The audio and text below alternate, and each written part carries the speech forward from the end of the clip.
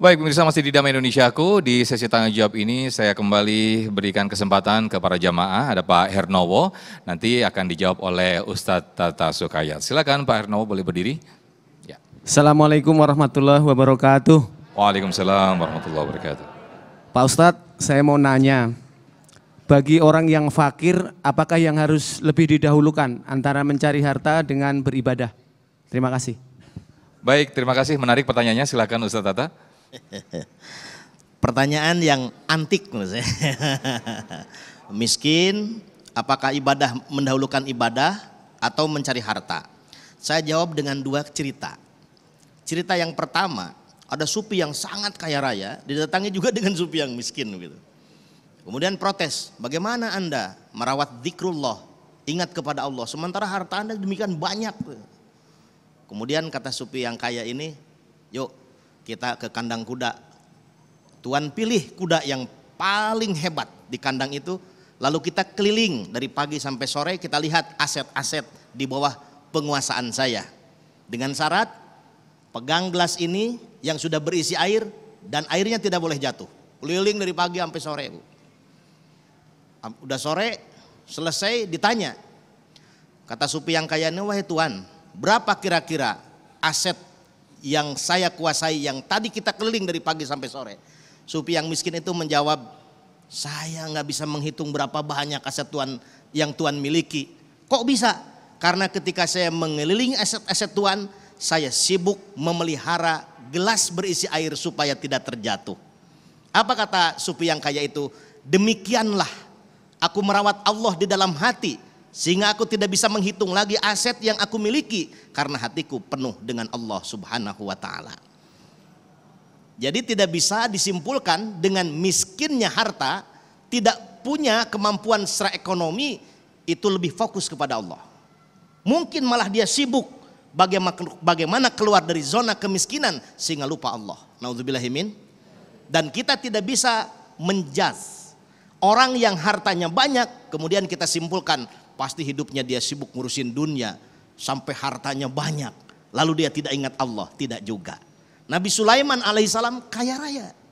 Nabi Yusuf alaihissalam jadi penguasa. Nabi Muhammad sallallahu alaihi wasallam pedagang sukses. Dari remaja nikah dengan saudagar kaya raya, hartanya banyak. Tetapi hartanya tidak disimpan di hati.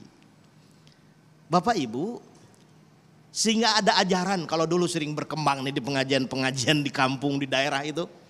Dunia ini bangkainya buat orang-orang yang beriman. Dan sorganya buat orang-orang kafir. Sorganya orang yang beriman itu di dunia kini dan di akhirat nanti. Apa doa yang sering kita baca?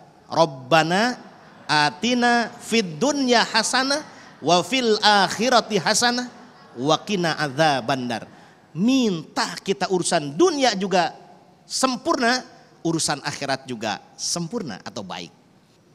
Yang tidak boleh adalah ghaflah, melupakan Allah. Ketika kaya lupa Allah, itu contoh Sa'labah.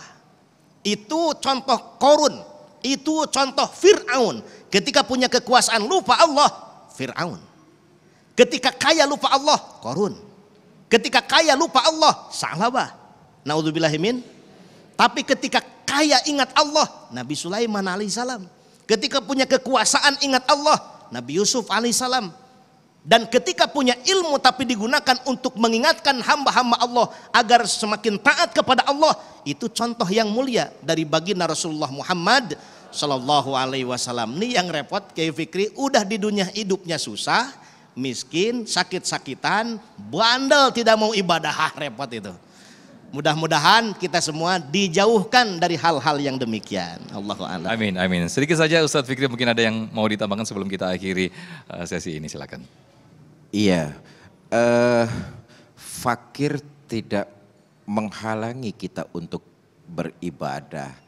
Bukankah juga ibadah itu tadi saya katakan sesuai dengan yang kemampuan kita. Satu contoh misalnya ibadah mahdoh. Ibadah mahdoh pergi haji bagi yang mampu. Bagi yang mampu. Kalau memang kita fakir tidak terkena. Karena itu masih punya kewajiban tentang ibadah sholat, masih punya kewajiban tentang ibadah puasa dan sebagainya. Kalau untuk fakir harta, maka haji tidak terkena dia kewajiban untuk itu. Saya pikir begitu. Baik, Masya Allah, luar biasa sekali apa yang disampaikan oleh guru-guru kita tadi. Betapa tadi kita diingatkan kembali untuk kembali ke niat kita, untuk kembali bagaimana kita ta'abud kita, penghambaan kita kepada Allah Subhanahu wa taala. Ketika kita dituntut untuk mencari harta, itu semuanya dikembalikan kepada kita semuanya untuk kembali kepada Allah Subhanahu wa taala. Begitu juga ketika kita beribadah, kita dikembalikan betapa butuhnya kita, penghambaan kita kepada Allah Subhanahu wa taala. Mudah-mudahan niat-niat ini terus terjaga di dalam diri kita.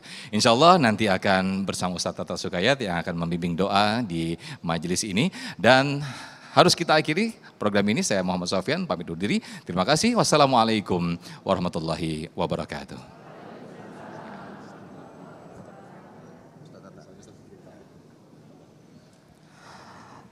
Allahumma salli wa sallim wa barik amin ya rabbal alamin. Ya Allah ya Fattah, Engkau Tuhan Maha Pembuka. Bukakanlah hati kami untuk menerima cahaya hidayah-Mu. Bukakanlah akal kami untuk menerima ilmu-Mu. Bukakanlah jasad kami untuk melakukan ibadah dengan jasad ini ya Rabb. Ya Allah ya Rahman ya Rahim, Engkau Tuhan Maha Pengasih dan Penyayang.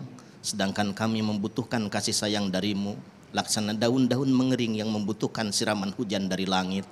Curahkan ya Rabb kasih sayang-Mu kepada kami. Jangan Kau cabut kasih sayang-Mu dalam kehidupan kami. Ya Allah ya Hadi, Engkau Tuhan Maha Pemberi petunjuk.